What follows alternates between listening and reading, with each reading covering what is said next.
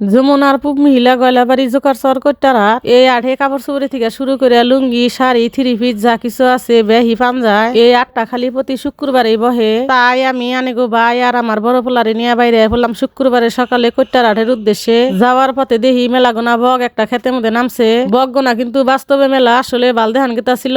আরো কথাহানি আই গানের পরে দেখি হারা চড়া হুদ্দা শস্যা বিনা থুইছে। বিশ্বাস করুন শস্যা গোনা এত বালদেহান গীতা ছিল মনে হইলো যে এখনই যায় খেতের মধ্যে নামি, কিন্তু বাইতে থেকে বাইরে দেরি করে এখন যদি এনে না আমি উমুরদা আট ফুরাইয়া যাবো।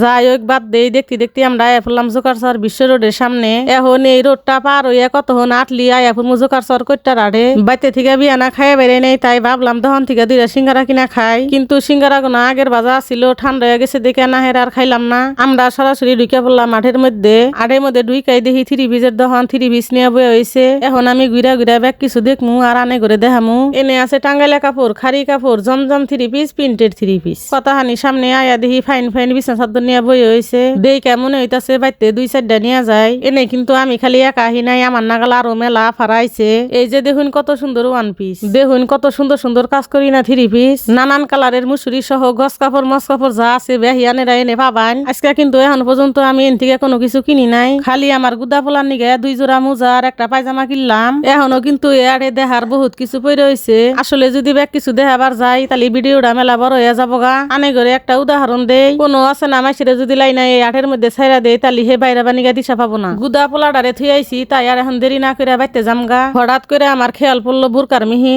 বুরকাটা মাটির মধ্যে এমন পাইলে হেসুর পারতাছে, মাইসে দেখে মনে করবো মাইসের তাবানি চাই আনছি। তাই বুরকাটা আমি একটা দোকানে থেকে ফিটিং করে নিতাছি।